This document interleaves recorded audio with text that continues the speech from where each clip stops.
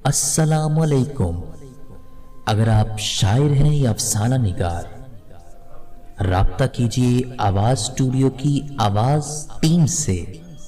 हम बनेंगे आपकी आवाज।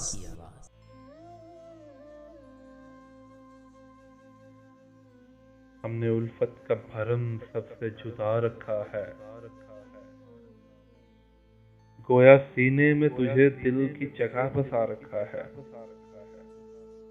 दिल ये चाहे तू कभी बदनाम न हो, देख जिक्र तेरा है मगर नाम छुपा रखा है।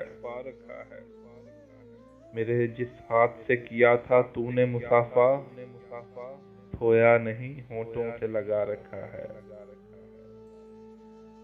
अब मैं समझा तेरे रुखसार पे दिल का मतलब, दौलते हुस्न पर दरबान बिठा रखा है।